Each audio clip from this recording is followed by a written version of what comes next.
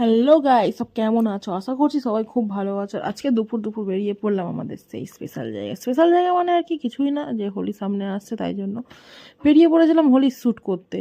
হ্যাঁ হ্যাঁ, হোলির শ্যুট করতে। এই যে দেখো আমাদের পিছনে বসে পড়ছে, আমাদের নয় আমার পিছনে বসে পড়ছে মেনলি হচ্ছে ম্যাডামজি। তো ম্যাডামজি আর আমি বেরিয়ে পড়লাম তাড়াতাড়ি করে যেখানে হোলির শ্যুট করবো সেই লোকেশানে। এবং যেতে যেতে আমরা ফোন করে নিলাম আমাদের যে ভিডিওগ্রাফার বলো বা ফটোগ্রাফি করে যে আমাদের আদি ভাইকে কল করলাম এবং সে আসছে এবং আমরাও লোকেশানে যাচ্ছি।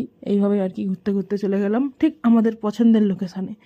এরপর আমরা লোকেশানে চলে এসেছি। ওই যে দেখো পিছনে আদি ভাইয়ের বাড়ির কাছে বলে বেচারা হাফ প্যান্ট পরে চলে এসছে। বুঝতে পারছো এখন কী দিনকাল পড়েছে? এখন যে ছেলে মানে কোথাও না সেজে গুজে জানে, সে এখন হাফ প্যান্ট পরে চলে এসেছে। যাই হোক, তারপরে আস্তে আস্তে আমরা লোকেশান চুজ করলাম, লোকেশান থেকে ভিডিওগুলো নিচ্ছিলাম।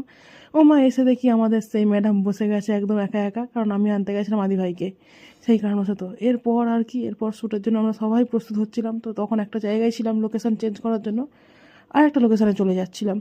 এবং সেই লোকেশানে গিয়ে মনে হলো যে না, তোমাদের সঙ্গে কী কী শ্যুট করছি তার বিটিএস দেখানো উচিত আমার।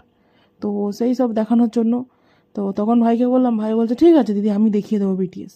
এই আর কি কথা বলতে বকবক করতে করতে তারপরে সোজা তোমরা দেখতে থাকো আমরা কী কী শ্যুট করেছি না করছি সবটাই তোমরা বিটিএস দেখতে পাচ্ছ। এই যে দেখো দেখো দেখো ম্যাডামের পিছন পিছন আমি হেঁটে হেঁটে হেঁটে হেঁটে আসছি, এটাই হচ্ছে আমাদের শ্যুট। আর পুরো ভিডিওটা